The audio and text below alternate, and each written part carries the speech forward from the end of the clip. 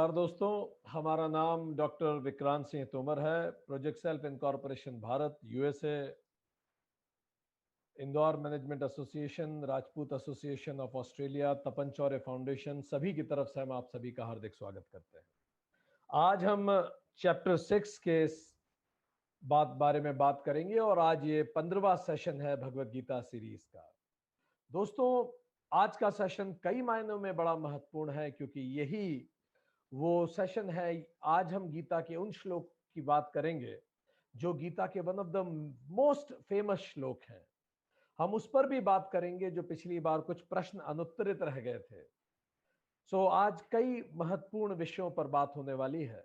तो एक क्विक हम रिकैप करेंगे। हमने लास्ट टाइम जो बात की थी, हमने 4 तरह के मेडिटेशंस पे बात की थी और हमने ये देखा था कि relaxation meditation, concentration meditation, value meditation and expansion meditation. कर्मयोग राइट एटीट्यूड देता है जीवन के प्रति, कार्यों के प्रति। उपासना योग चित्त की स्थिति देता है। तो जब कर्मयोग से चित्त शुद्ध हो जाता है और उपासना योग से चित्त स्थिर हो जाता है तो हम ज्ञान प्राप्ति के लिए एलिजिबल हो जाते हैं।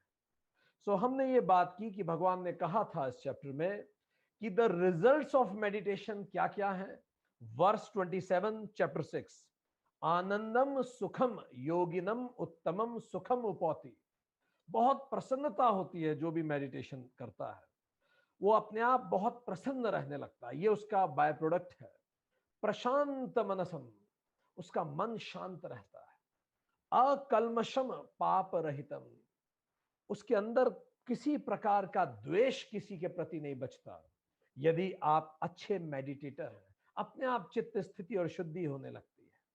शांत रजसम, जो रजस है, over activity, hyper activity, anxiety, वो सब सेटल होने लगती है। रजोगुण शांत हो जाता है। ब्रह्म भूतम, ब्रह्म के साथ एक भाव होने का प्रारंभ होता है।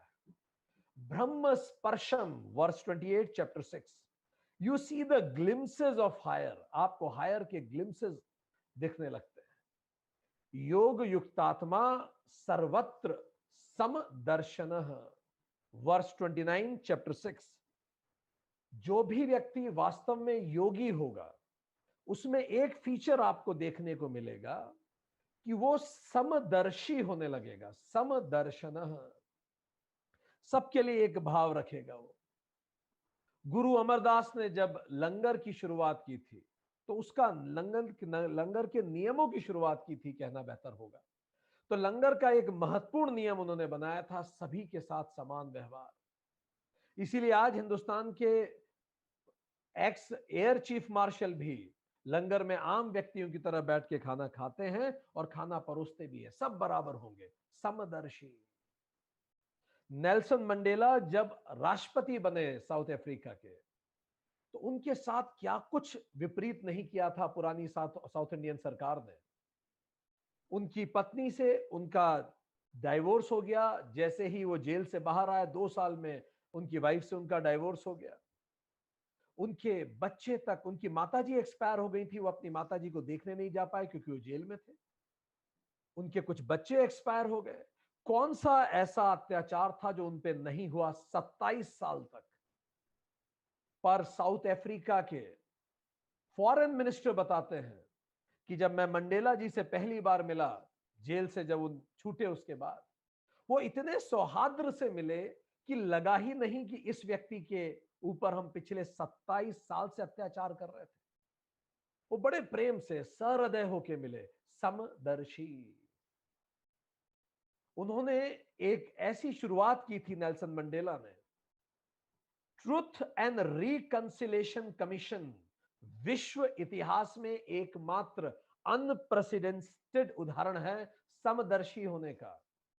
इस तरह का ट्रूथ एंड रिकंसिलेशन कमीशन, जितने भी गोरों ने कालों पर अत्याचार किए थे या फिर रिएक्शन में कालों ने जितना गोरों पे अत्याचार किया था साउथ अफ्रीका में, हाथ जोड़ के मंडेला ने राष्ट्रपति बनने के बाद कहा, एक दूसरे को माफ कर दीजिए। इस नफरत से हम एक देश नहीं बना पाएंगे। समदर्शी हो जाइए, सबको एक जैसा देखिए। और पहली बार उस कमीशन ने एक घोषणा करी, जो दुनिया के इतिहास में ऐसा कोई दूसरा उदाहरण नहीं है, कि आपने उस दौरान कोई भी पाप किया हो, आपने हत्या की हो, कोई भी हीनियस क्राइम ही क्यों ना किया हो, आइए उस कमीशन के पास और उस व्यक्ति के सामने बैठ के उससे माफी मांगिए। पूरे देश के सामने नतमस्तक होकर अपने क्राइम को स्वीकार कीजिए। आपके अगेंस्ट कोई कोर्ट केस नहीं होगा और आपको छोड़ दिया जाएगा। आप सच्चे मन से प्रायश्चित कीजिए, आपको बिना किसी कोर्ट केस के मुक्त कर दिया जाएगा। ऐसा उदाहरण अमेरिका के राष्ट्रपति बिल क्लिंटन ने भी यही कहा था कि दुनिया के इतिहास में ऐसा कोई दूसरा उदाहरण नहीं मिलता। समदर्शी, सबको माफ करने का प्रयास उन्होंने किया। मार्टिन लूथर किंग योगी होने का प्रतीक ही समदर्शी है। वो हमेशा यही कहा करते थे, love the person and hate the evil deeds. व्यक्ति को प्रेम कीजिए, उसके अंदर जो बुराइयां हैं आप उसको नापसंद कीजिए। जनरली आप व्यक्ति को ही नापसंद करने लगते हैं, ये गलत है। समदर्शी हो जाइए। रमन महर्षि से पूछा कि मुझे समझ में नहीं आता कि ये सारी क्रिएशन डिवाइन है कि मैटर है, मटेरियल है। ये सारी कायनात डिवाइन है कि मैटर से बनी हुई है? इतना सुंदर उत्तर रमन महर्षि ने दिया, if you feel you are divine then whole creation is divine, but if you feel you are a material then whole creation is material. यदि तुम्हें लगता है तुम दैवीय हो तो पूरी कायनात दैवीय है, और अगर तुम्हें लगता है तुम पदार्थ मात्र हो तो पूरी कायनात पदार्थ ही है। समदर्शी हो जाए। 8th पॉइंट, सर्वम मयि पश्यति, सर्वत्र मयि पश्यति। Verse 30 chapter 6। भगवान कहते हैं अगली रिजल्ट मिलेगा मेडिटेशन से, अगला आउटकम मिलेगा कि आप सर्वत्र मयि पश्यति, सभी तरफ मुझी को देखोगे। परमात्मा ही दिखेगा आपको हर जगह। जैसे स्वामी विवेकानंद कहा करते थे, मैं उस परमात्मा की सेवा करता हूं जिसको मूर्ख लोग मनुष्य कहते हैं। सर्वत्र मयि पश्यति, सर्वत्र एंड सर्वम मयि पश्यति, हर व्यक्ति में और हर जगह मुझे ही देखता है। ये आउटकम होना चालू होगा उपासना योग से। उस व्यक्ति के लिए भगवान कहते हैं अहम न प्रणश्यामि, उस व्यक्ति के लिए मैं कभी अदृश्य होता ही नहीं। स्वामी चिन्मयानंद कहा करते थे, misguided God is man. Man एक मिसगाइडेड गॉड है। Rightly guided a man rediscovers himself to be nothing other than the supreme. और उसे अगर सही ढंग से गाइड किया जाए तो वो रीडिस्कवर करेगा कि मैं उसी परमात्मा का एक अंश अवतार हूं। सर्वत्र मयि पश्यति, इसीलिए तो गांधी जी ने हरिजन नाम दिया और सभी को गले लगाया, क्योंकि हर मनुष्य बराबर है। अगला आउटकम जो उपासना से मिलेगा, भगवान कहते हैं सर्वभूत स्थित माम भजति, सभी भूतों में वो मुझे ही स्थित पाता है, कोई अंतर नहीं दिखता। One who gets this vision of unity. आपने देखा होगा हम लोगों ने एक्सपांशन मेडिटेशन किया था और पाया था जो ऊपर अनंत में है वही मेरे अंदर भी है। अद्वैत, जो ऊपर दिखता है वही अंदर भी दिखता है। Verse 31 chapter 6। 10th पॉइंट, सर्वथा वर्तमानः अपि मयि वर्तते। जब आप गहन मेडिटेशन करना शुरू कर देंगे तो भगवान कहते हैं कि लेटर धीरे धीरे जब आप योगी हो जाएंगे, साध लेंगे इस मेडिटेशन को, तो wherever he sits on me, in me only. ऐसा योगी जहां भी बैठता है वो मेरे अंदर ही बैठता है। ये बात सुनने में थोड़ी अजीब लगती है कि कहीं भी वो बैठे मेरे अंदर ही बैठता है। इसका क्या मतलब है? आप सिखों की हिस्ट्री पढ़िए, ऐसे भी मंजर आए हैं जब गुरु तेग बहादुर जी गए थे हरमंदिर साहिब और ग्रंथी ने उनके लिए तक दरवाजे बंद कर दिए थे। अब गुरु कहां बैठेंगे? तो वहीं सामने एक बेरी का पेड़ था, वो बेरी के पेड़ के नीचे बैठ गए। और दोस्तों, गुरु से गुरुद्वारा होता है, गुरुद्वारा से गुरु नहीं होता। और जहां गुरु तेग बहादुर बैठे, आज वहां गुरुद्वारा थड़ा साहिब है। जहां भी ऐसा योगी बैठता है, वहां स्वयं परमात्मा विराजमान होते हैं। जैसे जुडिशरी में होता है, जज से जुडिशरी है। अगर चीफ सुप्रीम कोर्ट के जज जहां बैठेंगे वही कोर्ट है। कोर्ट से जज नहीं होता, जस्टिस जज से कोर्ट होता है। सिमिलरली गुरु से गुरुद्वारा होता है। मोहम्मद साहब जब मक्का से मदीना गए थे, तो बात हुई कि मदीने में इस्लाम की पहली मस्जिद कहां बनाई जाए, कहां रुकेंगे मोहम्मद साहब मदीने में। तो उन्होंने कहा मेरी ऊठनी बताएगी, जहां मेरी ऊठनी बैठ गई वहीं मैं बैठ जाऊंगा, और जहां मैं बैठ गया वहीं इस्लाम स्थापित हो जाएगा। और ऊठनी जहां बैठी वहीं इस्लाम के इतिहास की पहली मस्जिद बनी। तो भगवान कृष्ण कहते हैं जहां भी योगी बैठता है, मैं स्वयं अवस्थित होता हूं वहीं। आत्म आप्येन सर्वत्र समम पश्यति। वही बात फिर से उन्होंने उठाई, वर्ष 32 चैप्टर 6। सभी भूतों में मुझको देखता है वो व्यक्ति।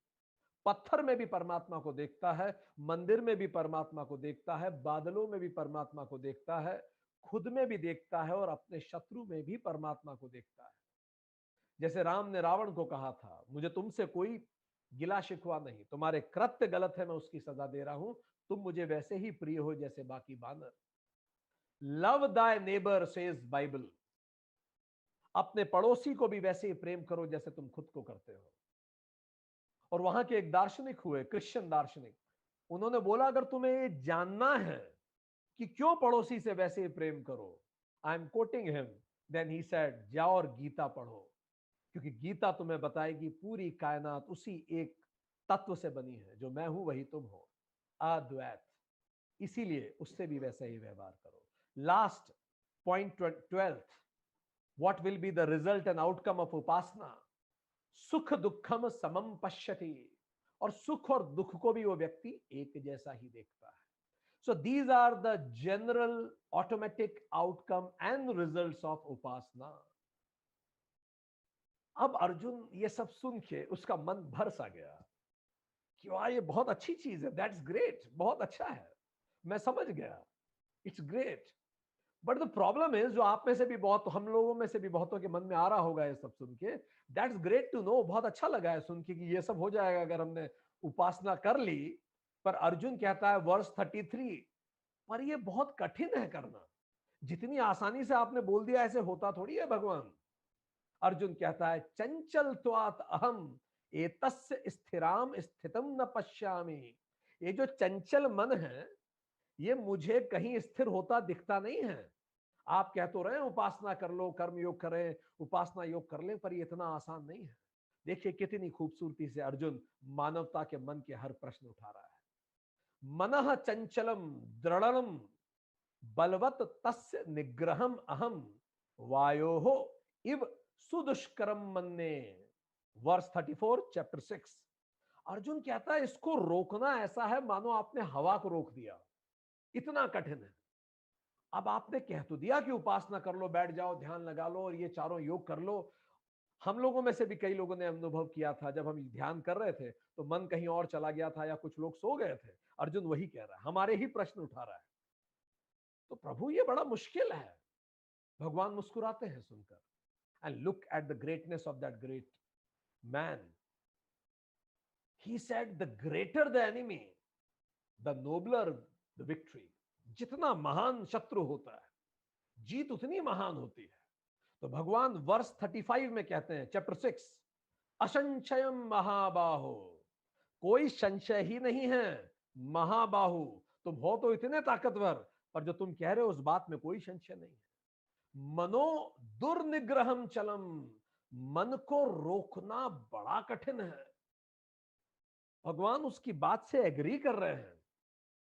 And he is trying to say, मैं समझ सकता हूं तुम लोगों के लिए सरल नहीं रहा होगा। कुछ लोग सो गए होंगे, कुछ लोग कहीं घर पे चले गए होंगे या कहीं और चले गए होंगे मेडिटेशन के दौरान। भगवान कह रहे हैं आई अंडरस्टैंड दैट हैपेंस। मनोदुर निग्रहम चलम। तो फिर रास्ता क्या है? यही वर्स 35 गीता की one of the most quoted verse है अक्रॉस द ग्लोब, एंड यही वर्स माइंडफुल मेडिटेशन की one of the founding verses है। असंशयम महाबाहो मनो दुर्निग्रहम चलम, बड़ा मुश्किल है, तो फिर सॉल्यूशन क्या है? हमने लास्ट टाइम बताया था मंकी, मॉन्क विथ की इज मंकी, तो की क्या है अब भगवान बता रहे हैं। अभ्यासेन तु कौन्थे वैराग्येन च गृह्यते, दो रास्ते बता दिए। अभ्यासेन तु कौन्ते, अभ्यास करो कुंती पुत्र, वैराग्येण च गृह्यते, और वैराग्य के साथ करो। क्या मतलब हुआ इस बात का? So he said there is a triangle, एक ट्रायंगल है, ट्रायंगल के सबसे ऊपर वाला पॉइंट है विवेक, और नीचे के दो पॉइंट है वैराग्य और अभ्यास। विवेक, वैराग्य, अभ्यास। It is a triangle of Fortune. यह है फॉर्च्यून का ट्रायंगल जो भगवान बता रहे हैं। एक एक शब्द समझ लेते हैं। विवेक का मतलब क्या है? विवेक, faculty to discriminate between higher and lower, higher और लोअर के बीच में डिस्क्रिमिनेट कर दो, बस वही विवेक है। बेहतर और कम बेहतर को अलग कर दें, यही तो विवेक होता है। तो विवेक का मतलब faculty of discrimination between higher and lower, अलग अलग कर पाने की क्षमता, बेहतर को कमतर से। वैराग्य क्या है? Ability to leave the lower. अब जब आपने अलग कर दिया तो अब आप में क्षमता होनी चाहिए, जो लेसर है, लोअर है, उसको छोड़ दिया जाए। फिर अभ्यास क्या है? Dexterity to practice the higher, और अब जो हायर बचा है उसको प्रैक्टिस किया जाए। फिर से हम कहेंगे, विवेक discriminate between higher and lower, वैराग्य एबिलिटी टू लीव लोअर, अभ्यास dexterity, determination to practice the higher. बस यही जीवन में करना होता है। भगवान ने कहा बस यही करना होता है। Changes never happen, behavioural changes do not happen revolutionary, they happen evolutionary. तो इवोल्यूशनरी चेंजेस होंगे, फाइन। आप धीरे धीरे प्रयास कीजिए, वैराग्य कीजिए जो लेसर है, और प्रैक्टिस कीजिए जो हायर है। And wherever your time goes, wherever your practice goes, your future comes. जहां भी आपकी प्रैक्टिस जाएगी, जहां भी आपका समय जाएगा, वहां से आपका भविष्य आएगा। तो कहां कहां लोअर और हायर में हमें डिफरेंशिएट करना है? 16 चॉइसेस हैं हमारे पास, सुबह से लेकर शाम तक। हम, आप कागज पेन से तैयार हो जाइए।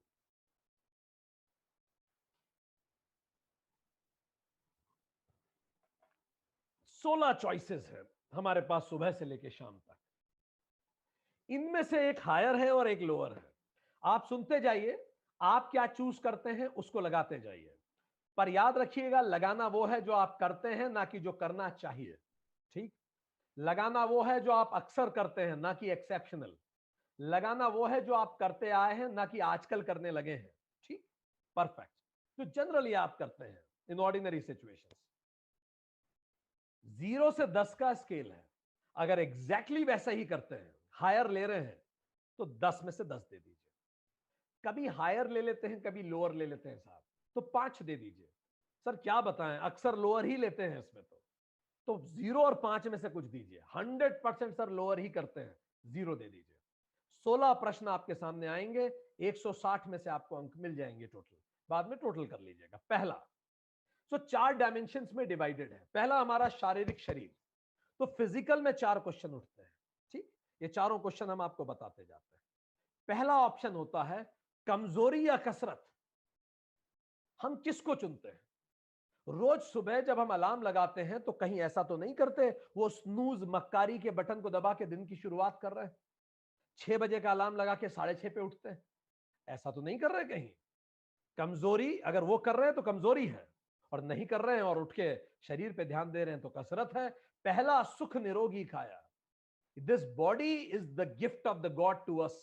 And how do we keep this body? It is our return gift to the God. So आपको 5 सेकंड सोचने के लिए अंक दे दीजिए खुद को। क्या चुनते हैं, कमजोरी या कसरत? अगर हर बार कसरत चुन रहे हैं 10 में से 10 दीजिए, उस हिसाब से कम अधिक देते जाइए। अगला प्रश्न, स्वाद या स्वास्थ्य? जब भी मैं खाना खाता हूं तो प्राइमरी पॉइंट क्या रहता है, स्वाद या स्वास्थ्य? और अगर दोनों में से चुनना पड़े तो मैं चुनता किसके हूं?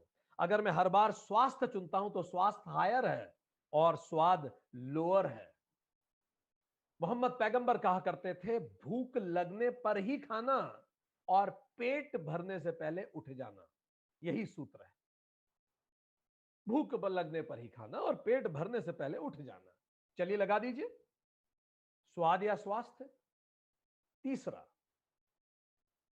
युक्त या अयुक्त? भगवान ने चैप्टर 6 में बताया ही है, युक्ताहार विहारस्य, टाइम पे सो जाना और टाइम पे उठ जाना, एंड वर्क लाइफ बैलेंसिंग कर पाना। हर चीज के लिए उचित समय अलॉट कर पा रहे हैं आप, सोने के लिए, नौकरी के लिए, परिवार के लिए। आपने बहुत अच्छी वर्क लाइफ बैलेंसिंग कर रखी है, तो आप तो युक्त हैं। और अगर नहीं किया हुआ तो अयुक्त है। तो आप अपनी वर्क लाइफ बैलेंसिंग को 10 में से अंक दीजिए। क्या हर चीज के लिए प्रॉपर समय नियत कर रखा है आपने और उस अनुसार जी रहे हैं आप? जितना समय परिवार को देना चाहिए, नौकरी को देना चाहिए, सोने को देना चाहिए, आप दे रहे हैं? अंक दीजिए। चौथा क्वेश्चन, लुक्स और बुक्स? किस पे आप ज्यादा ध्यान देते हैं, अपना शारीरिक लावण्य पर, खूबसूरती पर, या आपकी बुद्धिमत्ता और व्यवहार पर? क्या ज्यादा महत्व रहता है जनरली आपके लिए? आप जब भी किसी व्यक्ति से मिलते हैं तो क्या ज्यादा महत्वपूर्ण लगता है आपको, वो दिखता कैसा है या उसके विचार कैसे हैं? जो करते हैं वही लगाइएगा। कितना महत्वपूर्ण है आपको दिखना या उसके विचार? ठीक, क्योंकि फेसबुक का मतलब ही है, there has to be a book behind every great face. Every great face has a book behind him. This is what is Facebook. And WhatsApp also says, what's your approach towards life? So that is WhatsApp. अंक दीजिए खुद को। चलिए, ये 4 हो गए personal life, physical life में। अब आए हम पर्सनल लाइफ के 4 और प्रश्न। स्वधर्म या परधर्म? परधर्म हायर है, स्वधर्म हायर है, परधर्म लोअर है। जो काम आप करते हैं, कितना मजा आता है अपने काम में आपको? Do you really love the job you are doing? Do you every moment of your work is full of happiness and ecstasy for you? You love it? You feel you are born for it? तो स्वधर्म है। And every moment you feel कि कहां फंस गए यार, यहां ये कहां से आ गए इस नौकरी में, तो ये परधर्म आप कर रहे हैं। अंक दे दीजिए। छठा प्रश्न, ठीक। अच्छा, जो लोग घर पे काम कर रहे हैं उनके लिए भी यही, जो लोग घर पे काम कर रहे हैं, कहीं जॉब नहीं कर रहे हैं, उनके लिए भी अगर उनकी मनोदशा दोनों में से क्या है, if they are enjoying it then स्वधर्म है, if they are not enjoying it then ये परधर्म है। आगे आइए, क्वेश्चन नंबर 6, प्रोफेशन और रिलेशन? रिलेशन और प्रोफेशन, क्या ज्यादा इंपॉर्टेंट होता है आपके लिए? जब भी कभी आर्ग्यूमेंट होता है घर में, तो आप क्या करते हैं? सिचुएशन को ज्यादा इंपॉर्टेंस देते हैं कि रिलेशन को ज्यादा इंपॉर्टेंस देते हैं? कितनी फ्रीक्वेंटली आप सॉरी बोल देते हैं? आप हमेशा ध्यान रखते हैं कि हर बार रिलेशन सिचुएशन से ज्यादा इंपॉर्टेंट होता है। मैं सिचुएशन भले हार भी जाऊं पर रिलेशन में हारूंगा नहीं। अंक दीजिए, जो आप करते हैं वो लगाइएगा। ठीक, नेक्स्ट क्वेश्चन, विड्रॉ और deposit? Withdraw and deposit, deposit is higher, withdraw is lower. क्या मतलब हुआ? हर रिश्ते में हर पल या तो हम कुछ डिपॉजिट कर रहे होते हैं या उससे कुछ विड्रॉ कर रहे होते हैं। अच्छा व्यवहार करना उसमें डिपॉजिट करना है, खराब व्यवहार करना विड्रॉ कर लेना है। अच्छा बोलना, खराब बोलना। तो हम क्या करते हैं जनरली रिश्तों में? रिसर्च ये बताती है दोस्तों, जनरली अगर हम ये माने कि अगर मैंने किसी को एक बुरा वाक्य कहा है और मैं उसको एक अच्छा वाक्य कह देता हूं तो ये बैलेंस हो जाता है। पर दोस्तों, मनोवैज्ञानिकों की रिसर्च इसके बिल्कुल उल्टा बताती है। ये रिसर्च क्या बताती है हम आपको बताते हैं। एक बार अगर आप बुरा बोलते हैं किसी को, सुन लीजिए गौर से, एक लाइन अगर आपने किसी को बुरा बोली है तो उसको कंपनसेट करने के लिए कम से कम आपको 5 लाइन अच्छी बोलनी पड़ती है। This is research.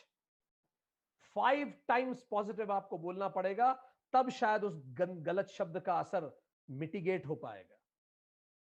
तो 5 टाइम्स आपको बोलना पड़ेगा। लोग कहते हैं, इसी को कहते हैं कॉम्प्लीमेंट सैंडविच। जैसे एक सैंडविच होता है, बीच में हम आलू रखते हैं, तो आलू है उसकी बुराई, आप उसको कुछ बुरा बोल रहे हैं ताकि वो इंप्रूव करे, उसमें आप कमी बता रहे हैं ताकि वो इंप्रूव करे। तो बताना कैसे है, पहले ऊपर एक बन रखिए, पाव रखिए, नीचे एक पाव रखिए और उसके बीच में आलू रख दीजिए। वो आलू है एरियाज ऑफ इंप्रूवमेंट, ऊपर नीचे उसकी तारीफ होनी चाहिए। और कितनी, 2 ऊपर लगाइए बंद, 2 नीचे लगाइए और बीच में, ताकि 5:1 का रेशियो मेंटेन हो। हम बुरी बातों को इतना ज्यादा क्यों याद रख लेते हैं? क्यों घर में हम किसी को कॉम्प्लीमेंट देते हैं तो वो व्यक्ति भूल जाता है और कुछ कठोर बोल दिया तो वो याद रखता है? ऐसा क्यों होता है? इवोल्यूशनरी साइकोलॉजी इसका उत्तर देती है। कहती है कि जब हम सब लोग जानवर थे तो जानवर को अपने सर्वाइवल के लिए बहुत खतरा रहता था, स्वाभाविक रूप से जंगल में रहता था। कहीं हल्की सी भी आवाज आती थी तो जानवर तुरंत पलट के देखता था आवाज कहां से आई, क्योंकि वो मेरे लिए खतरा हो सकता है। सो एवरी स्मॉलेस्ट थ्रेट या खतरा हमारे लिए बहुत बड़ा होता है। पिछले 20 लाख साल से हम ऐसे ही रहे हैं। तो अगर किसी ने 10 तारीफ की बातें की तो हमें ज्यादा असर नहीं होगा। हाँ, एक मेरी बुराई निकाल दी तो मैं उसे बड़ी गंभीरता से ले लूंगा। ये इवोल्यूशनरी प्रॉब्लम है हमारी, और हमें इससे ऊपर उठना चाहिए, क्योंकि अब हम जानवर बचे नहीं हैं, अब हम जंगलों में नहीं रह रहे हैं। बट स्टिल वो बाय चांस हम इसी तरह से लेते हैं। रिसर्च ये भी बताती है जब आप किसी की आलोचना करते हैं वो उसको ज्यादा सीरियसली लेता है तुलनात्मक जब आप उसकी प्रशंसा करते हैं। चलिए, सो आप क्या करते हैं? क्या आप ये 5:1 का रेशियो मेंटेन करते हैं हर व्यक्ति के प्रति जीवन में? कम से कम 5:1। यदि हां तो 10 में से 10 दे दीजिए। नहीं सर, कुछ के लिए करते हैं, कुछ के लिए नहीं करते सर, तो 3-4 दीजिए। सर कभी नहीं करता, एक तारीफ करता हूं एक बुराई करता हूं, तो और कम दीजिए, अपने हिसाब से दे दीजिए। नेक्स्ट, 8th क्वेश्चन, नारायण या नारायणी, मेरा फोकस किस पे रहता है? Narayan is higher. नारायण का मतलब नराणाम आयण, नराणाम हर व्यक्ति का, आयण मतलब लक्ष्य क्या है? Piece and happiness. नारायण शब्द का मतलब ही है मेरे जीवन में हर हाल में रोज मेरा ध्यान केवल इस बात पे रहता है कि मेरा मन शांत है कि नहीं। मैं अपने आप को हर स्थिति में शांत रखता हूं। नारायण। नारायणी सेना का मतलब संसाधन। तो आप संसाधनों पर ज्यादा ध्यान देते हैं या साध्य पे? हर हाल में खुद को शांत और प्रसन्न रखना, कितना कर पाते हैं आप ये? अगर बिल्कुल करते हैं, रोजमर्रा में करते हैं, 10 में से 10 दीजिए, नहीं तो अंक काट लीजिए। ठीक, चलिए आगे आइए। अब हम आएंगे प्रोफेशनल डायमेंशंस पे। क्वेश्चन नंबर 9, शासन या अनुशासन? Who governs you? कौन आपको गवर्न करता है? लक्ष्मण रेखा गवर्न करती है कि कोई दूसरा खींच के चला जाए तो भी सीता जी उसको लांग जाती हैं और रामायण चालू हो जाती है? या फिर खुद सीता जी अशोक वाटिका में बैठ के एक तिनके से रेखा खींच देती है, ना रावण लांगता है ना वो खुद लांगती है? क्या आपको कोई चाहिए हमेशा कि वो बताए तो ही आप काम करेंगे? और you are self motivated, you you work a plan and then plan, you plan your work and then work your plan? आप ऐसा करते हैं? आप सेल्फ मोटिवेटेड हैं, आपको कोई बताने वाला नहीं आवश्यक है। You do it yourself. आप अपनी लक्ष्मण रेखाएं, अपनी सीता रेखा खुद खींचते हैं और उसको जीते हैं। शासन या अनुशासन, क्या होता है आपके साथ? शासन लोअर है, अनुशासन, स्व अनुशासन हायर है। आपके साथ क्या होता है?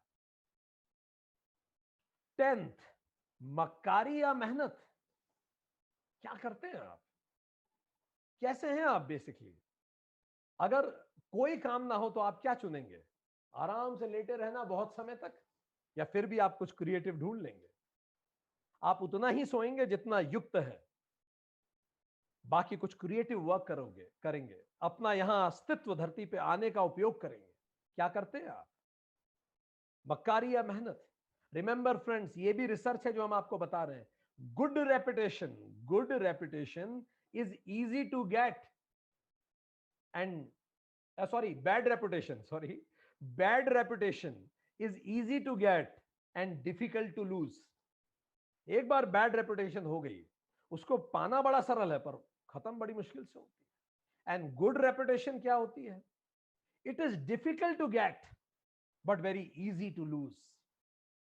तो ये मक्कारी या मेहनत हमारी रेपुटेशन बनाती है चारों तरफ। आप क्या करते हैं? अंक दीजिए। परफेक्ट। अगला प्रश्न, 11वां प्रश्न, प्रतिकर्म या कर्म? रिएक्ट करते हैं या रेस्पॉन्स करते हैं? हर चीज को सोच समझ के उस पर निर्णय लेते हैं कि एकदम से गुस्से में कुछ बोल जाते हैं? रिएक्ट, गुस्सा ना भी हो इमीडिएटली रिएक्ट करते हैं। इंपेशेंस बहुत है।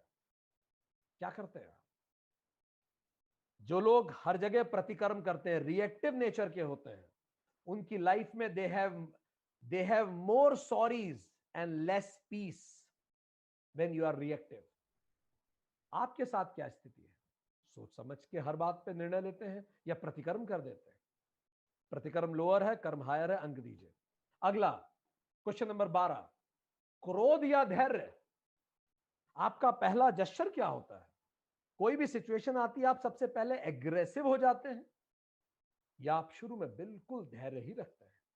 आपका मेथोडोलॉजी क्या है प्रॉब्लम्स को डील करने वाला? धैर्य या क्रोध? भगवान राम 3 दिन तक पहले प्रार्थना की है, धैर्य रखा, फिर उन्होंने धनुष उठाया था समुद्र के विरुद्ध। पहले धैर्य फिर क्रोध का प्रदर्शन हो तो बेहतर है। आप क्या करते हैं? अंक दीजिए। अगला, अब हम आ जाएं स्पिरिचुअल रेल्म्स में। क्वेश्चन नंबर 13, राम या Ravan? Ravan means what is not good in life, Rama means what is good in life. रोज सुबह उठ के मेरा ध्यान किस पे जाता है? राम पर जाता है कि रावण पे जाता है? रोज सुबह उठकर या दिन भर मेरा ध्यान किस पे रहता है? मेरे जीवन में क्या अच्छा हो रहा है, क्या मैं वो सोचता हूं ज्यादा, या मेरे जीवन में क्या बुरा हो रहा है, वो एनिमल इंस्टिंक्ट के चलते मैं वो सोचता रहता हूं? मैं क्या करता हूं generally? Ram is higher, Ravan is lower, अंक दीजिए। क्वेश्चन नंबर 13, अधर्म या धर्म? जब भी मैं निर्णय लेता हूं तो अधर्म के आधारित निर्णय लेता हूं या धर्म के आधार पर निर्णय लेता हूं? इसका मतलब मेरे लिए ज्यादा इंपॉर्टेंट क्या है? व्हाट इज राइट और व्हाट आई लाइक? ज्यादा महत्वपूर्ण मेरे लिए क्या है? सही चीज महत्वपूर्ण है या जो मैं पसंद करता हूं मेरे लिए ज्यादा इंपॉर्टेंट है? धर्म मीन्स व्हाट इज राइट, अधर्म मीन्स हो सकता है you may like it and that's why doing it, but your prime concern is always it should be right. अंक दीजिए 10 में से। क्वेश्चन नंबर 15, एंटरटेनमेंट और एनलाइटनमेंट? मुझे ज्यादा एंचांट क्या करता है, एंटरटेनमेंट या एनलाइटनमेंट? अगर मुझे हर समय एंटरटेनमेंट ही एंचांट करता है, entertainment is lower, enlightenment is higher, अंक दीजिए खुद को। ठीक। अंतिम question number 16, what does enchant me more, temporary और परमानेंट? किसी भी स्थिति में मैं टेम्पररी चीजों के प्रति ज्यादा मेरा झुकाव होता है या परमानेंट? परमानेंट जो इस धरती में हमेशा रहेगा, आध्यात्मिक शांति परमानेंट होती है। सो परमानेंट या फिर टेम्पररी चीजें मुझे खुशियां ज्यादा देती है?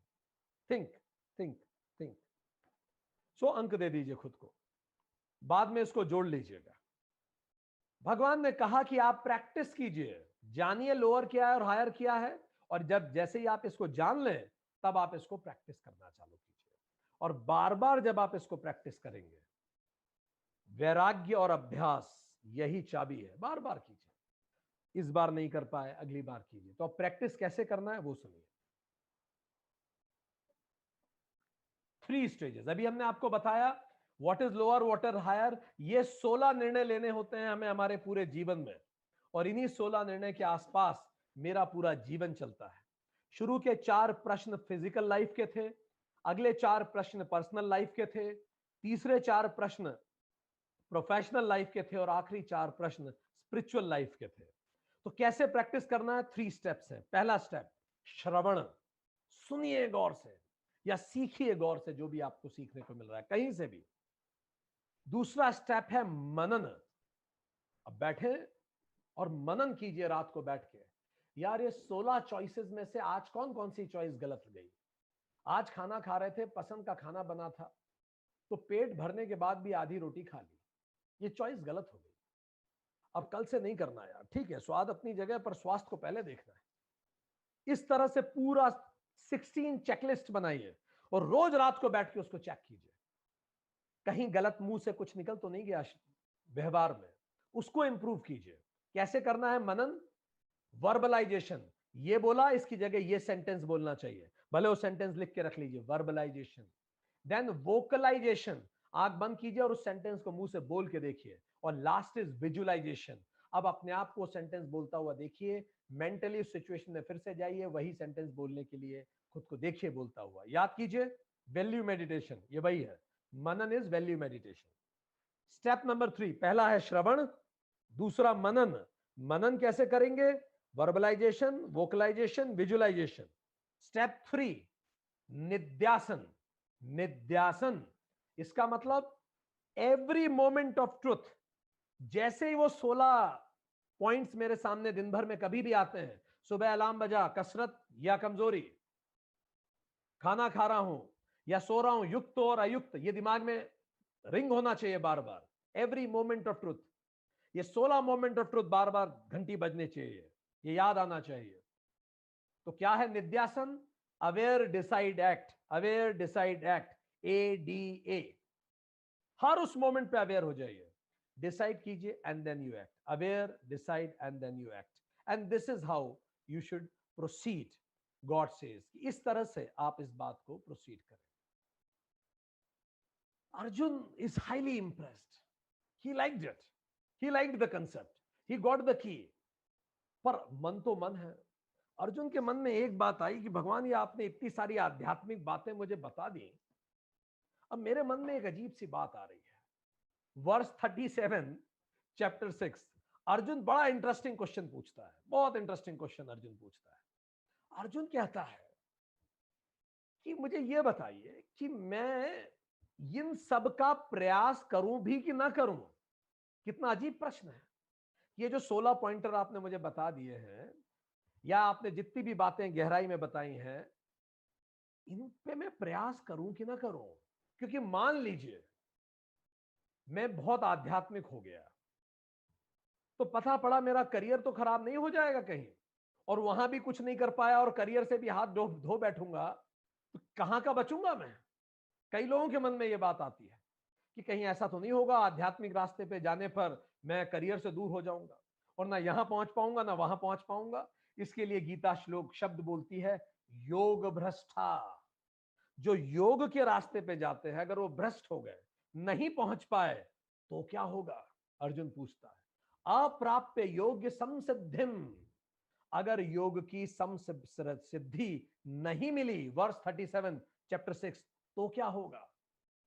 कहीं ऐसा तो नहीं रहेगा कि ना यहां के रहेंगे ना वहां के रहेंगे। अर्जुन कहता है कहीं ऐसा तो नहीं कि मैं बादलों की तरह तितर बितर हो जाऊंगा। जैसे एक बादल आता है और तेज हवा का झोंका आता है तो बादल टूट जाता है, तो अर्जुन कहता है कहीं मैं तितर बितर तो नहीं हो जाऊंगा। का गति कृष्ण गच्छति, क्या गति होगी मेरी कृष्ण। वर्स 38 चैप्टर 6, हे कृष्ण मैं एतत् संशयस्य छेत्ता, मेरे इस संशय का निवारण केवल आप ही करो, तो ही मैं चलूंगा अब इस रास्ते पर, कि यदि मैं नहीं पहुंच पाया तो मेरे साथ क्या होगा। 39 वर्स 39, संशयस्य छेत्ता, 39 वर्स चैप्टर 6, यदि मैं नहीं पहुंच पाया तो क्या होगा। तो दोस्तों पहली बात बहुत स्पष्ट समझे, आध्यात्म की शुरुआत का पहला चरण ही कर्मयोग है। गीता कतई नहीं कहती कि आप नौकरी छोड़िए, वो तो बनी ही युद्ध क्षेत्र के लिए है, कहीं नहीं। आप बिल्कुल वहीं रहिए जहां हैं, पर अपने कर्म को कर्म योग से कीजिए, right attitude and right action. मन को शांत रखिए उपासना योग के साथ, और वही नौकरी वही बिजनेस कीजिए with right attitude, with higher objectives. इसीलिए 4 पुरुषार्थ में पहला पुरुषार्थ ही धर्म और अर्थ है, अर्थ और काम है। तीसरा आता है धर्म और फिर आता है मोक्ष। तो आपको पीठ नहीं दिखानी है, राइट एटीट्यूड के साथ कर्म योग के साथ कर्म कीजिए, कर्म को ही योग बना दीजिए। अब अर्जुन के प्रश्न पे आते हैं। चलिए ये मैंने मान लिया साहब, मैं इस एटीट्यूड से चालू हो गया, पर यदि मैं नहीं पहुंचा वहां तो क्या होगा। कितना खूबसूरत प्रश्न एंड उतना ही खूबसूरत उत्तर भगवान देते हैं।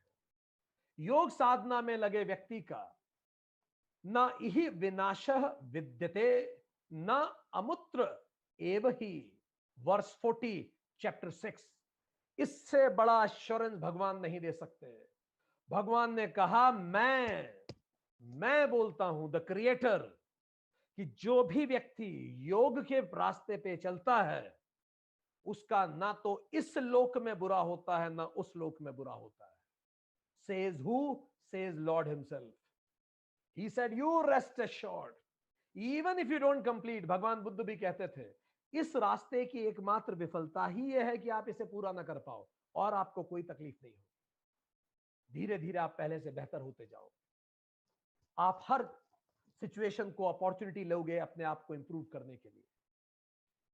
किश्चित दुर्गतिम न गच्छति, वो कभी दुर्गति को प्राप्त नहीं होता। Affirmation from Lord. अब इसके आगे लॉर्ड बता रहे हैं ऐसा कैसे होता है। इसको गौर से सुनिए, ये पूरा विज्ञान है जो भगवान बता रहे हैं। भगवान ने कहा कि अर्जुन तुम्हारे प्रश्न के दो हिस्से हैं।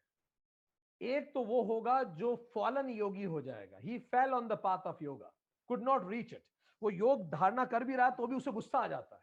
उसका व्यवहार घर के लोगों के प्रति अच्छा नहीं है और दुनिया के वसुधैव कुटुंबकम की बात करता रहता है। वो घर पे गुस्सा हो जाएगा, नौकरी पे गुस्सा हो जाएगा। अभी वो साध नहीं पा रहा है, प्रयास कर रहा है, और मान लो साध नहीं पाए और मर जाए, जीवन खत्म हो जाए, तो इसको हम क्या कहेंगे? फॉलन योगी, योग भ्रष्टा। और दूसरा इस प्रयास में सफल हो जाए, इस जीवन में योग को साध ले, तो इसको क्या नाम दिया? योगारूढ़। तो दो तरह के लोग होंगे। हम सब जितने लोग बैठे हैं, हम लोग जब इस जीवन से जाएंगे, जब हम मृत्यु को प्राप्त होंगे, तो हम में से कुछ होंगे योग भ्रष्टा और बाकी होंगे योगारूढ़। हम आपको याद दिला दें, योग भ्रष्टा भोगी और संसारी से बहुत बेहतर होता है। भोगी और संसारी तो पूरे समय दुखी में जीवन बिताएंगे क्योंकि उनके पास राइट एटीट्यूड नहीं है जीवन को देखने का। पर योग भ्रष्टा still is better, but the best is योगारूढ़। तो अब भगवान बता रहे हैं फॉलन योगी के साथ क्या होगा। वो जैसे उसको मृत्यु होगी, मरने के बाद भगवान कहते हैं वर्ष 21 चैप्टर 6, पुण्यम कृतान लोकान, वो अपने अच्छे कर्मों, अच्छे विचारों के कारण वो उत्तम लोकों तक पहुंचता है। उत्तम लोक का मतलब एस्ट्रल वर्ल्ड में जाता है वो, और वर्षों तक वहां निवास करता है। And he waits for the right birth again. वो इंतजार करता है। इंतजार करने में क्या करता है? वो स्पिरिचुअल मास्टर्स से मिलता है। नो वंडर आप जब डीप मेडिटेशन में जाएंगे, आपको ये बात सुनने में जरूर अजीब लग रही है, टू मीट स्पिरिचुअल मास्टर्स, ये बिल्कुल ऐसा होगा जैसे आप हमसे बात कर रहे हैं। It will be so visually correct and clear. So वो स्पिरिचुअल मास्टर से मिलता है at energy field, at astral world, और उसके बाद वापस आता है। अब वापस कहां आता है ये भी बता रहे हैं। भगवान महावीर ने एग्जैक्टली सेम शब्दों का प्रयोग किया था इसको बताने के लिए। यह व्यक्ति जो योग भ्रष्ट रहा था, अब शुद्ध आचरण वाले समृद्ध लोगों के घर जन्म लेता है। गीता वर्ष 41, शुचिताम श्रीमताम गेहे अभिजायते। ये जन्म लेगा शुद्ध आचरण वाले संभ्रांत लोगों के घर। क्यों? इसको अपनी जर्नी पूरी करनी है। फिर जन्म लेके करेगा क्या ये भी सुनिए। ये जैसे ही पैदा होगा उनके घर में, धीरे धीरे पैरों से चलना चालू करेगा, धीरे धीरे उसकी बुद्धि का अंकुरण फूटेगा, और फिर क्या होगा? वर्ष 44 चैप्टर 6, पूर्व, वो कहते हैं भगवान, तेन पूर्व अभ्यासेन एव ही हियते। वो अपने पूर्व के अभ्यासों के कारण अपने आप आकर्षित होगा उन चीजों के प्रति जिन चीजों की यात्रा अधूरी रह गई थी। वो फिर से उस तरफ घूमेगा। हमें आज भी याद आता है कि हम जब हमारे एमबीए किया करते थे, उस जमाने में हमने हमारी लाइब्रेरी से एक पुस्तक उठाई थी आध्यात्म की, वो इशू कराई थी। हमें नहीं पता था modern management and philosophy of पुस्तक हमने क्यों ली थी। वो पुस्तक हमने कभी पढ़ी भी नहीं जीवन में, पर बहुत साल बाद हमने वो पुस्तक पुनः खरीदी और फिर पुनः पढ़ी। हमें समझ में आया था कि हमारे अंदर कुछ था जो खींचता था हमें उसकी तरफ। तब समझ में नहीं आता। हम में से जितने लोग आज यहां बैठे हैं, ऑस्ट्रेलिया से लोग हैं, दुबई से हैं, नेपाल से हैं, कनाडा से हैं, यूएस से हैं, भारत से हैं, मॉरिशस से हैं, अफ्रीकन कॉन्टिनेंट से, जितने भी लोग जिस भी देशों से अभी यहां आज क्लास अटेंड कर रहे हैं, ऐसा नहीं है कि हम जीवन में पहली बार ऐसे मिल रहे हैं। क्या पता हम पहले भी मिले हों और फिर से आकर्षित हुए हैं टुगेदर, एक साथ एक संगम बनाने के लिए। भगवान कहते हैं verse 44 chapter 6, retrieve past skills and inquisitivenesses. वो सारी पास्ट स्किल्स फिर से रिट्राइव करने लगता है। कैसे रिट्राइव करता है? वो जब वो सब्जेक्ट को पढ़ेगा तो वो सब्जेक्ट उसे बहुत जल्दी जल्दी आने लगेगा। उसे लगेगा कि यार ये तो बड़ा सिंपल है, उसे मजा आने लगेगा उसे पढ़ने में। योगस्य जिज्ञासु, उसकी जिज्ञासा बढ़ेगी उस सब्जेक्ट में, वो एक्सपर्ट हो जाएगा। देखिए पूरी लाइफ जर्नी बता रहे हैं भगवान, अगले जन्म में क्या होगा, वो तुरंत एक्सपर्ट हो जाएगा। एंड फिर क्या करेगा वो, क्योंकि वो ऑलरेडी जब वो पढ़ेगा उन चीजों को तो उसको लगेगा ऐसा पहले से मुझे आता है, मैं कनेक्ट कर पा रहा हूं, ये सब्जेक्ट मुझे बहुत जल्दी सीखने को मिल रहा है। वो हारमोनियम जल्दी सीख लेगा, शायद गिटार बजाना सीख लेगा, ड्राइंग सीख लेगा, कुछ उसके अंदर से प्रेरित करेगा। सकाम कर्मों को फिर वो सस्पेंड कर देगा, वो समाप्त कर देगा। शब्द ब्रह्म अतिवर्तते, और वेदों के नॉर्मल नियमों और कर्म कांडों से परे हो जाएगा। मध्यम निकाय बौद्धिज्म कहता है जो व्यक्ति तट पर पहुंच जाता है उसे साधन के रूप में नौका की आवश्यकता नहीं होती। वेद और सारे कुरान पुराण ये सब नौका ही तो है उस तट के लिए, फिर वो उस तट पे ही पहुंच जाएगा। आप उस व्यक्ति को ऐश्वर्य दीजिए, साधन दीजिए, संपत्ति दीजिए, राजपाट दीजिए, शक्ति दीजिए, सौंदर्य दीजिए, सम्मान दीजिए, उसे कुछ भी दीजिए, वो उस रास्ते से नहीं हटेगा। जैसे एक बीज होता है, आप उसे डालिए तो उस बीज में ही लिखा है, छपा है कौन से रंग का फूल, कौन से रंग की पत्ती होगी। आप उसे किसी मिट्टी में लगा दीजिए, कितना पानी दीजिए, मत दीजिए, कम दीजिए, या तो जिएगा नहीं, जिएगा तो वही रंग का फूल और पत्ती बनेगा। वो इस तरह से वो आएगा। कैसे होता है ये? उस 2 साल के बच्चे से क्यों नहीं पूछते हम, जिसका नाम था तेंजिंग गॉर्स्टेसो। ये पैदा हुआ तिब्बत में 1935 और 2 साल का था ये। एक दिन अपना सामान पैक करने लगा। मां ने बोला कहां जा रहे हो? उसने बोला मैं तो लासा जा रहा हूं। मां ने बोला लासा? तो उसने बोला हाँ हाँ, मुझे मुझे वहां जाना है, इसीलिए तो आया हूं मैं। 2 साल का बच्चा, I am not kidding. And then he went to Lhasa with his mother.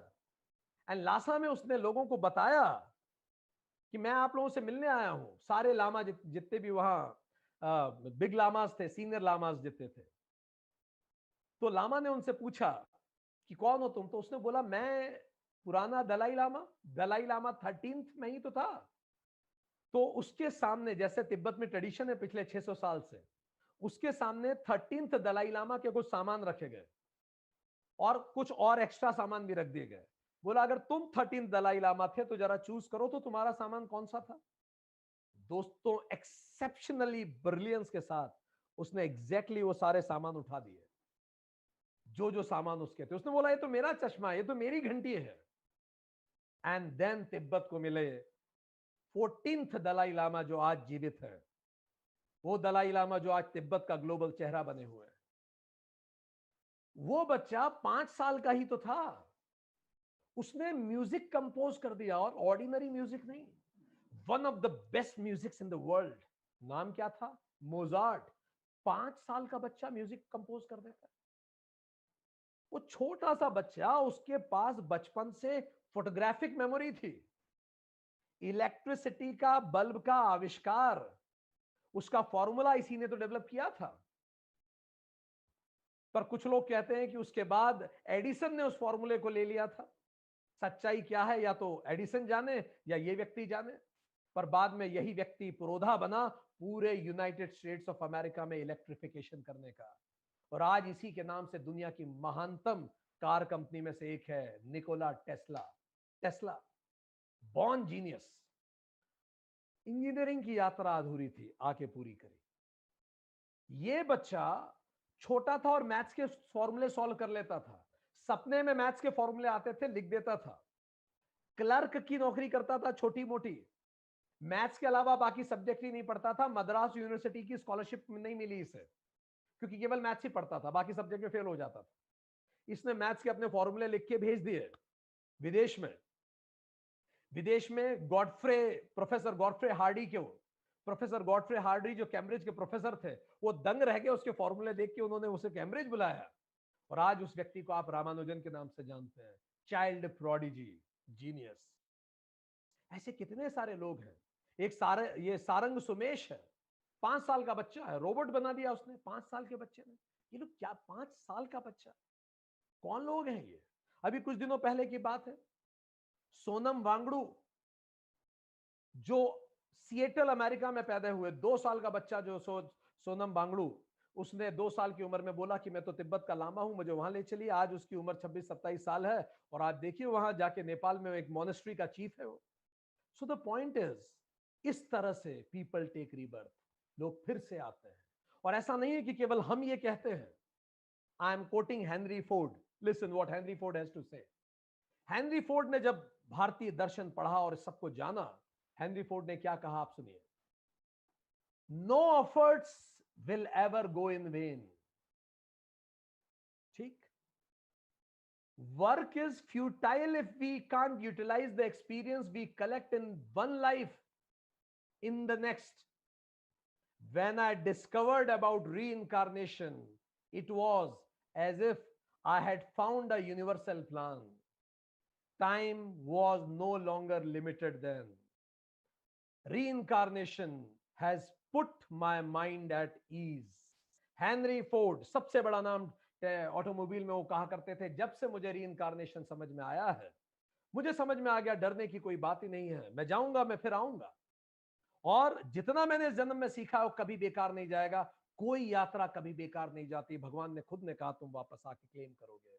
Vajpayee ji, Atal Bihari Vajpayee कहते थे, मैं जी भर जिया, मैं जी भर जिया, मैं मन से मरूं, मैं जी भर जिया, मैं मन से मरूं, लौट कर आऊंगा, कूच से क्यों डरूं। ऐसा कब हुआ जब मैं लौट के नहीं आया। So dear friends, this is how we come back, and we come back again and again. अब let me tell you, take you to those people जो योगारूढ़ हो जाएंगे। तो योग भ्रष्ट के लिए इनफ एविडेंस है, there is nothing to worry. आप जिस रास्ते पे उस पे कभी आप कभी भी डिस्काउंट नहीं किए जाएंगे, हमेशा रिडेम्पशन होगा। अब आइए योगारूढ़ के लिए।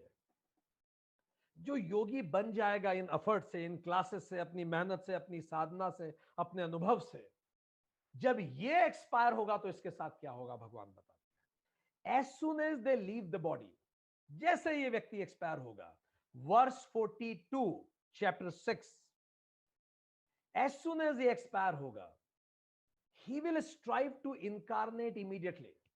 इसमें इतनी जिज्ञासा रहेगी तुरंत ज्ञान प्राप्त करके मोक्ष के लिए, कि ये कोशिश करेगा तत्काल इनकारनेट हो जाए। अगर कंड्यूसिव एनवायरनमेंट इसे मिल गया, सही उसे परिवार, सही वातावरण मिला, तो तुरंत आएगा ये, ठीक है।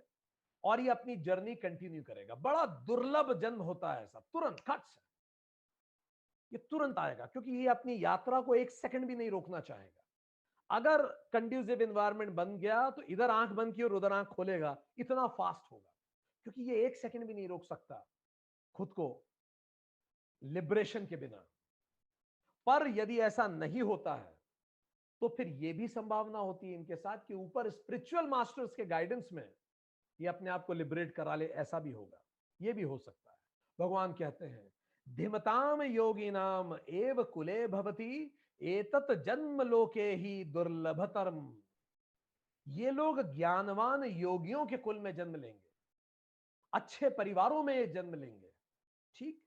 और फिर जन्म लेके क्या करेंगे, वर्स 43 चैप्टर 6, जब इनका जन्म होगा, पौर्व देहिकम बुद्धि संयोगम लभते, पूर्व देह के बुद्धि संयोग को फिर से प्राप्त कर लेंगे, फिर से संग्रह कर लेंगे। अचानक वो मेडिटेशन में बैठेंगे और सब चीजें अपने आप, सारे डॉट्स आपस में मिलना चालू हो जाएंगे, and they will be so happy and delighted in that. Verse 45 it says, संसद्धो, सिद्धि के लिए पहले से भी बढ़कर ये प्रयास करेंगे, अब पिछले जन्म से भी बढ़कर सिद्धि के लिए प्रयास करेंगे। भूयः संसिद्धो ययते, खूब प्रयास करेंगे जितना कर सकते हैं। और फिर क्या होगा, वर्स 45 चैप्टर 6, अनेक जन्मों के संस्कार के बल पर उस जन्म में वो संसिद्धि प्राप्त कर लेंगे और परम गति पे पहुंच जाएंगे। They will conclude their life, they won't come again then, they will, बस वही, अगर योगी खत्म होता है तो उसका अगला जन्म लगभग आखिरी होता है, क्योंकि फिर कुछ इंचांट नहीं करता उसको। भगवान कहते हैं वर्स 45, प्रयत्नात यतमानः योगी ही अनेक जन्म संसिद्धिम संशुद्ध किल्विषः ततः पराम गति यति, वो परम गति को प्राप्त हो जाएगा। फिर आप जाके पूछिए ना शुद्धोधन से, आरेबा से, जोसेफ से, अबू तालिब से, कालू मेहता से, सिद्धार्थ से, भुवनेश्वरी देवी से, उन्हें नहीं पता लगा होगा। शुद्धोधन को कभी पता नहीं लगा कि जो छोटा सा बच्चा मेरे गली में खेल रहा है, मेरे घर में खेल रहा है, मेरे पास में खेल रहा है, ये बुद्ध बनने के लिए आया है, एक महान योगी था ये, उसकी यात्रा बची है। आर्यबा माता को कहां पता था वो छोटा सा बच्चा आदि शंकराचार्य है? क्या पता था जोसेफ को कि ये जीसस है हु हैज इनकारनेटेड? क्या पता था अबू तालिब को? शुरू में 40 साल तक तो पता ही नहीं था कि ये मोहम्मद साहब है। क्या कालू मेहता को अगर पता होता कि ये जो 20 रुपए ले जाके गरीबों को खाना खिला के आ गया है बच्चा, ये नानक, ये जो जरूरतमंदों को खाना खिलाने की इसकी परंपरा है नानक की, ये लंगर के रूप में रहती दुनिया तक जीवित रहेगी, तो क्या वो कालू मेहता चांटा मारता उस छोटे से बच्चे नानक को? पता थोड़ी था। क्या पता था सिद्धार्थ को कि उनका पुत्र महावीर है, जैन संप्रदाय का पुरोधा होगा?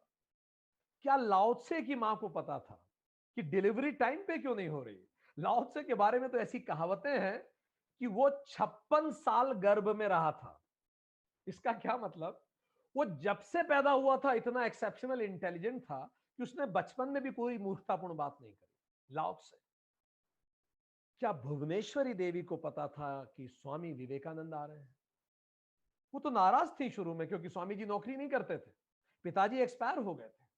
सो दोस्तों, हमारे घरों में जो बच्चे हैं छोटे छोटे से, गौर से इनकी तरफ देखिए, बहुत प्यार से इनसे पूछिए कि तुम्हारी कौन सी यात्रा तुम पूरी करने यहां आए हो। Let me be with you in your journey, क्योंकि वी आर नॉट ऑथर्स और owners of our child life. हम हमारे बच्चे की लाइफ के रचयिता नहीं है, ना उसके मालिक हैं। We are guardians, we are caretakers, we are co travellers of their garden of life. हम माली हैं उनके गार्डन ऑफ लाइफ के। हम बीज नहीं बदल सकते, वो बीज लेके आया ही है, उसकी लंबी जर्नी है, वो क्या करने आया है ये केवल वो जानता है। और धीरे धीरे उसको आइडेंटिफाई करने में मदद करें। They already carry the seeds of pre decided colour of flower and to blossom. Our duty क्या है, हमारी ड्यूटी क्या है? Is to nourish, protect and enable them to flower and shine. बस हम उन्हें नरिश करें, प्रोटेक्ट करें, अपनी इच्छाएं थोपना बंद करें उस पर। ये कैसे लोग चकित हो जाते थे जब गीता को पहले पढ़ते थे। ये क्या कह दिया भगवान ने कि ये रिट्राइव कर लेगा, पुरानी सारी चीजें याद कर लेगा, जो हेनरी फोर्ड भी कह रहे हैं। 2012 में doctor Robert Lanza, sir Roger Penrose, doctor Stuart Hameroff ने रिसर्च करी और रिसर्च करके बताया that human brain is a perfect quantum computer. At quantum level, the information gets stored. Cloud computing नहीं होती है। आपके इस मोबाइल से सारा डेटा आप क्लाउड पे डाल दीजिए, ये मोबाइल तोड़ के फेंक दीजिए, नया मोबाइल ले लीजिए, उसमें सारा डेटा फिर से आ जाएगा। आप रिट्राइव कर सकते हैं। जब तक क्लाउड कंप्यूटिंग नहीं हुई थी तब तक लोग समझ नहीं पाते थे ऐसे कैसे हो सकता है। ठीक है, हम सबके पास मेमोरी है, पर कुछ लोगों के पास सुपर कॉन्शियस मेमोरी होती है। And that super conscious memory comes through this sadhana. वही इस साधना से आती है। वर्स 46 चैप्टर 6 भगवान कहते हैं, सर्वेशाम योगिनाम अपि यह श्रद्धावान युक्तम, जितने भी योगी हैं उन सारे योगियों में हायरार्की क्या है योगियों की, भगवान इसको बताने का प्रयास करते हैं।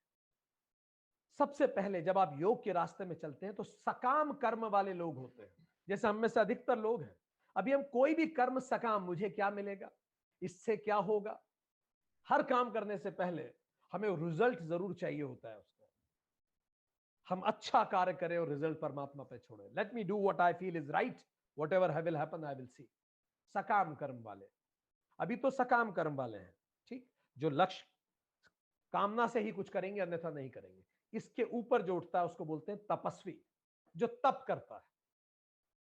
इससे ऊपर भगवान कहते हैं वर्ष 46 एंड 47, इसके ऊपर शास्त्र ज्ञानी, जो शास्त्रों को पढ़ता है और ज्ञान अर्जित करता है, वो समझता है जीवन के चरित्र को। इसके ऊपर होता है योगी, जो उन शास्त्रों को व्यवहार में लाता है। और योगी में भी सबसे ऊपर होता है श्रद्धावान योगी, वो योगी जिसमें कोई संशय नहीं बचता, बिल्कुल क्लैरिटी होती है उसको और उसके व्यवहार में रिफ्लेक्ट होता है। तो भगवान कहते हैं, अंतिम शब्द कहते हैं चैप्टर 6 का, अर्जुन योगी भवः, अर्जुन तू योगी हो जा, श्रद्धावान योगी हो जा। कौन नहीं है जो गीता की इस लाइन से एग्री नहीं करता कि हम रीइंकारनेट होते हैं and we access. Khalil Gibran Lebanon 1931 he writes, I am quoting Khalil Gibran, सुनिए, know therefore that from the greater silence I shall return। मत भूलिए खलील जिब्रान इस्लाम को मानते थे, and what he is saying, I shall return from greater silence, I shall come back to you a little while, a moment of rest upon the wind, and another mother shall bear me। Khalil Jibran, कुछ पल बाद में वापस लौटूंगा, बादलों की सैर करने जाता हूं कुछ पल के लिए, मैं फिर से लौटूंगा हवा के एक झोंके की तरह, और एक नई मां मुझे अपने गर्भ में धारण करेगी। लेबनान के खलील जिब्रान। फ्रेंच रेवोल्यूशन के थॉट ब्रेन वोल्टेयर लिखते हैं 1778, French revolution, it is no more surprising to be born once than to be born twice. Everything in nature is resurrection.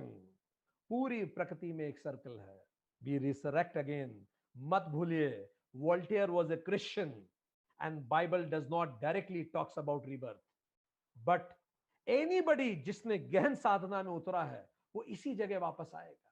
Mahatma Gandhi 1948, father of nation India, quoting him, I shall live in the hope that if not in this birth, then in some birth I shall be able to hug all humanity in friendly embrace।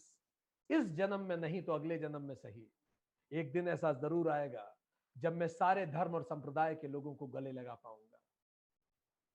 British prime minister David Lloyd George 1945, I am quoting him, the conventional heaven with angels perpetually singing and etc nearly drove me mad and made me an atheist for 10 years।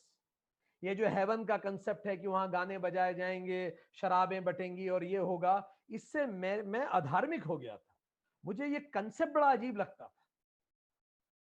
But my opinion is that we shall be रीइंकारनेटेड।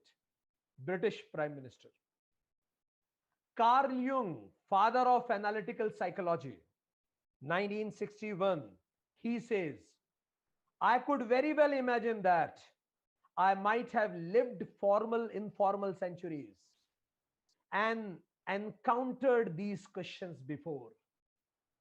I was not able to answer। तब मैं उत्तर नहीं दे पाया। देखिए exactly जो गीता कह रही है, मैं तब उत्तर नहीं दे पाया इन क्वेश्चंस का। शायद मैं पहले भी पैदा हुआ था, इन सारे प्रश्नों को मैंने महसूस किया था जीवन के, पर मैं उत्तर नहीं दे पाया। That I had been born again because I had not fulfilled the task that was given to me, क्योंकि मैंने अपनी टास्क पूरी नहीं की थी। अंतिम father figure of United States of America, the founding father Benjamin Franklin, he quotes, I believe I shall in some shape or other always exist. I shall exist in a new edition of mine, hoping, however, that the errors of last may be corrected. मैं फिर से exist होऊंगा, एक नए version में आऊंगा, और शायद उस नए वर्जन में पिछले वर्जन की गलतियां और कमियों को मैं इंप्रूव कर लूंगा। आज 33 रीडर्स डाइजेस्ट मैगजीन कहती है 33% of American, out of which 29% are Christians, they superimpose, they have full faith in reincarnation. There are many such cases in United States of America registered. Tibet में आप रिम्पोचेस से मिलिए, they will tell you the greater story. तो दोस्तों, let's conclude today. हमने आज क्या बात की? चैप्टर 6 का ये लास्ट सेशन था। हमने बात की, जैसे हमने शुरू किया, भगवान ने 12 फायदे बताए। जब आप मेडिटेशन करेंगे तो प्रशांत मनसम हो जाता है, आनंदम सुखम हो जाता है, बिल्कुल पाप रहित मन होता है, शांत रजस हो जाता है, ब्रह्म भूतम होता है, ब्रह्म स्पर्शम होता है, सर्वत्र समदर्शन होता है, सर्वत्र मई पश्यति होना शुरू हो जाता है। भगवान कहते हैं सर्वभूतानाम मम भजति, मुझे ही भजता है, सर्वथा वर्तमान अपि मई वर्तते, जहां बैठता है मुझ में ही बैठता है, आत्म अपि यज्ञेन, मुझ में ही सबको देखता है, सुख दुखम समम पश्यति, सुख दुख में एक जैसा हो जाता है। इतना सब फायदा होता है जब आप ढंग से मेडिटेशन करने लगते हैं। अर्जुन कहता है मैं समझ गया, पर ये करना बड़ा कठिन है, मन तो चंचल है, हवा को रोके कैसे? भगवान ने की बता दी, वैराग्य और अभ्यास से रोको। तो वैराग्य अभ्यास क्या? तो विवेक का मतलब यह है, जो ट्रायंगल ऑफ फॉर्च्यून है, विवेक का मतलब जो लेसर है और जो हायर है उसको अंतर कर लेना। वैराग्य का मतलब लेसर को छोड़ देना। अभ्यास का मतलब हायर को प्रैक्टिस कर लेना, ताकि चेंजेस इवोल्यूशनरी हो, ना कि रिवॉल्यूशनरी हो। 16 चॉइसेस हमारे पास होती हैं, 4 फिजिकल चॉइसेस होती हैं, कमजोरी और कसरत, स्वाद और स्वास्थ्य, अयुक्त और युक्त, लुक्स और बुक्स। पर्सनल 4 चॉइसेस होती हैं, परधर्म और स्वधर्म, प्रोफेशन या रिलेशन, विड्रॉ या डिपॉजिट, नारायण या नारायण। 4 प्रोफेशनल चॉइसेस होती हैं, शासन या अनुशासन, मक्कारी या मेहनत, प्रतिकर्म या कर्म, क्रोध या धैर्य। 4 स्पिरिचुअल चॉइसेस होती हैं, रावण या राम, अधर्म या धर्म, एंटरटेनमेंट या एनलाइटनमेंट, मनोरंजन या आत्मरंजन, या प्रेय या श्रेय, टेम्पररी या परमानेंट। और इनमें से जब जब हम हायर चुनते हैं हर बार, तब हमारे जीवन में इवोल्यूशनरी चेंजेस आते हैं। प्रैक्टिस करना शुरू करनी पड़ेगी। How to practise? सबसे पहले सुन लीजिए, श्रवण, फिर मनन कीजिए। मनन का मतलब वर्बलाइजेशन, वोकलाइजेशन, विजुअलाइजेशन, और उसके बाद निध्यासन, एवरी मोमेंट ऑफ ट्रुथ पे अवेयर, डिसाइड, और उसके अनुबाद ही आप एक्ट करें। अर्जुन ने बोला ये सब बात मैं समझ गया, पर यदि मैं योग भ्रष्ट हो गया तो क्या होगा? कहीं बादलों की तरह छिन्न भिन्न तो नहीं हो जाऊंगा? तो भगवान ने कहा कि नहीं, जब तुम सही रास्ते पे चढ़ते हो तो कर्म योग अपने आप में तुम्हें right action with right attitude देता है। तुम अपनी प्रोफेशनल लाइफ में ज्यादा सक्सेसफुल होगे, पर्सनल लाइफ में ज्यादा सक्सेसफुल होगे यदि तुम योगी बनते हो। पर यदि तुम फॉल भी हो गए तो 2 तरह के तुम्हारी मृत्यु होगी, या तो तुम फॉलन योगी होगे या फिर योगारूढ़ हो जाओगे। योग भ्रष्ट या योगारूढ़। जब तुम योग भ्रष्ट होगे तो उत्तम लोकों में जन्म लोगे, और उस एस्ट्रल प्लेन में वर्षों तक निवास करके उच्च आचरण वाले शुद्ध लोगों के घर पैदा होगे, और उसके बाद फिर से पूर्व अभ्यास से उन्हीं सारी स्किल्स को फिर से आकर्षित करोगे, और उसके बाद तुम अपनी जिज्ञासा से फिर से सकाम कर्मों को दूर करके निष्काम कर्म करके तुम जो कर्म कांड है उसके परे हो जाओगे, और नौका को एक तरफ रखकर तुम अपने जीवन के लक्ष्य को प्राप्त कर लोगे।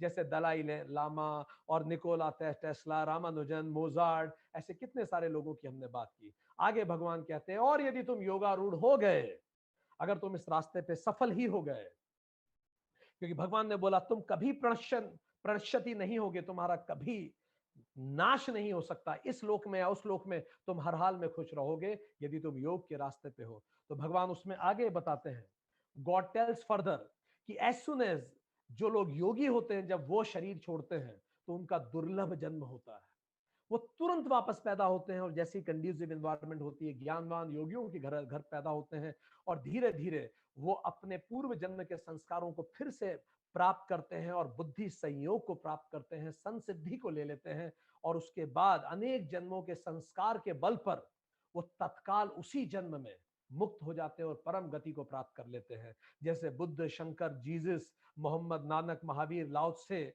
विवेकानंद, ये सभी लोग। और इसीलिए भगवान ने कहा कि सर्वश्रेष्ठ है श्रद्धावान योगी, और अर्जुन तू योगी हो जा।